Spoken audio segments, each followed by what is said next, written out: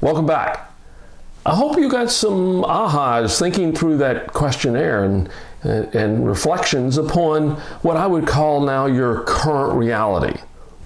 These are the things you do, and these are the things that you don't do very often. It's not good, it's not bad, it's just your personal current reality.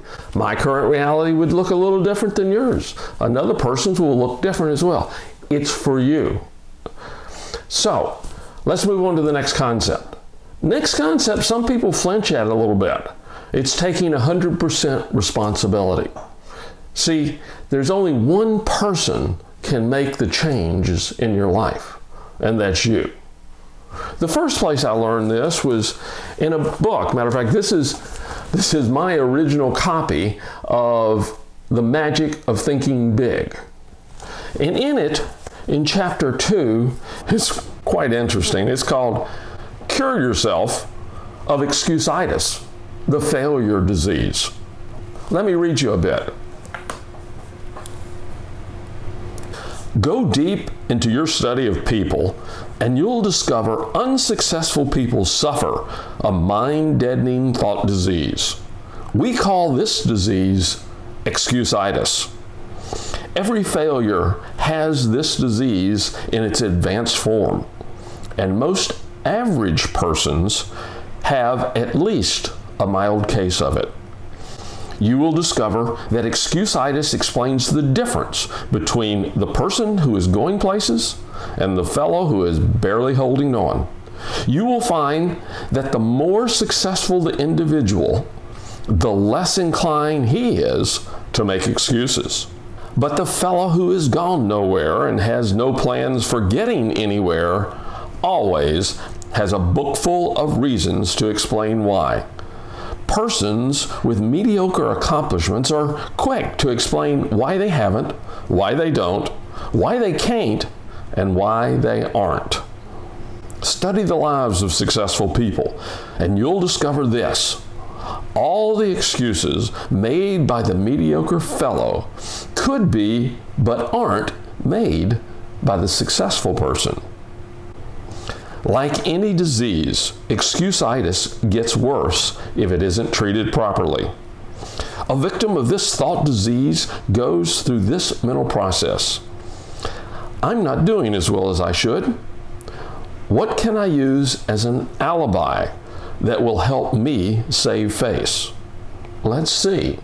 Poor health, lack of education, too old, too young, bad luck, personal misfortune, my wife, the way my family brought me up.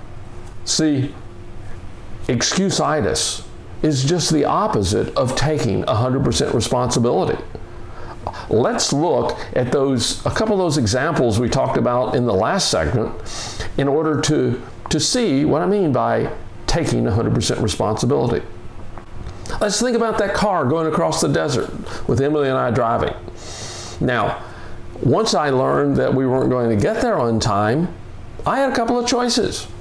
I could choose to be late and then say, well, there was a traffic jam as we were leaving Tucson and we just couldn't get here on time. Well, that's an excuse. There might have been a traffic jam, but I could have driven the car faster in order to get there on time. Well, we had to stop for Emily to use the restroom because she got a little car sick.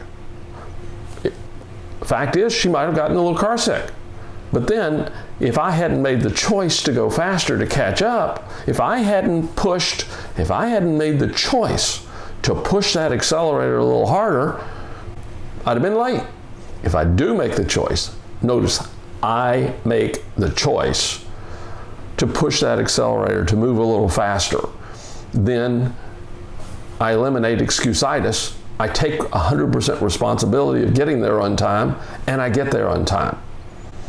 Well, let's think about the basketball example.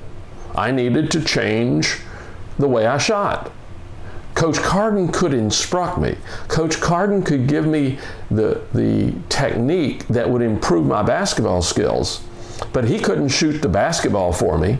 He couldn't develop the new habit of when I had a shot, instead of shooting from here, shoot from here. I'm the only one that can take that responsibility. I'm the only one that can make the choice to develop the new routine, the new pattern, the new way of shooting the basketball. I had to take 100% responsibility to change the way I shot. So, is there something that we can do? Is there a way, a technique, an exercise that we might want to do to think more and to plant in our subconscious mind? And we're going to talk more about that later, but let's do one quickly.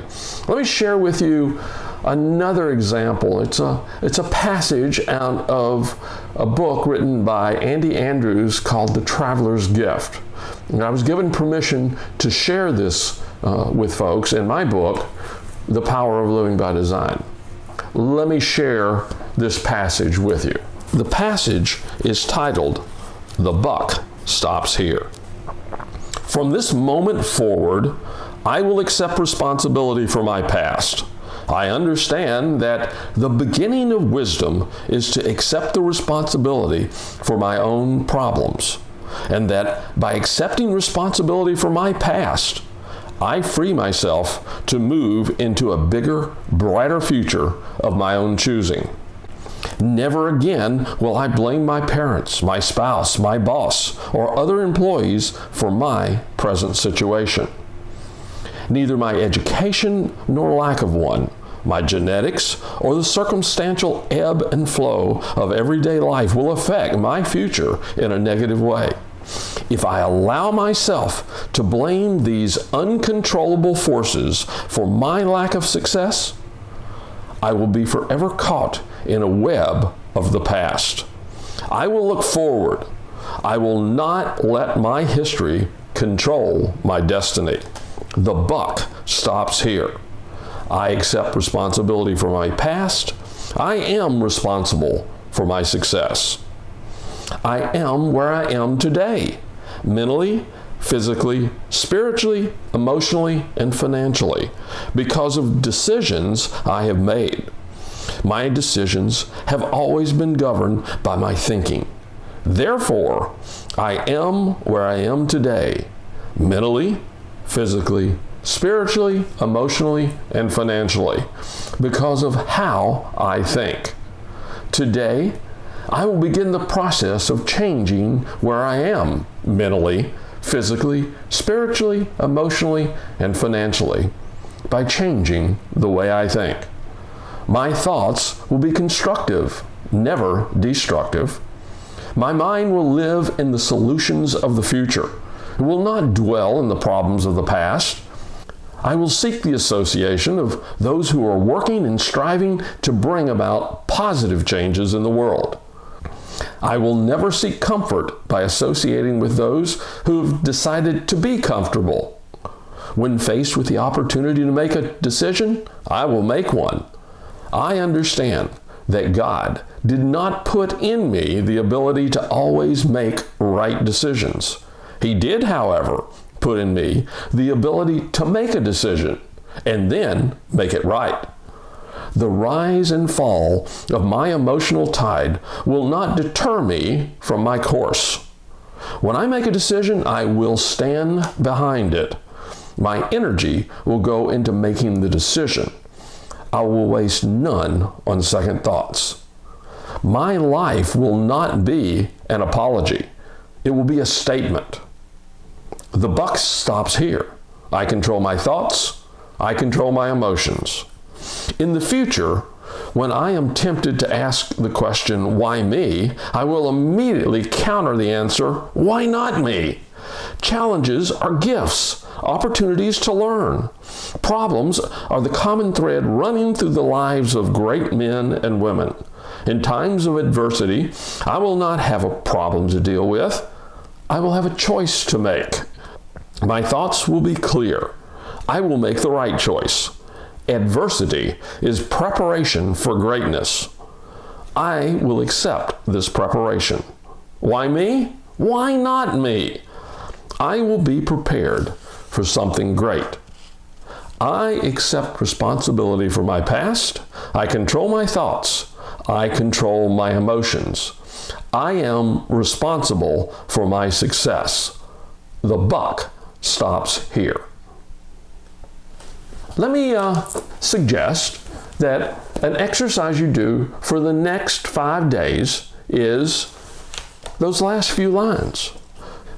Twice a day, just repeat the little affirmation.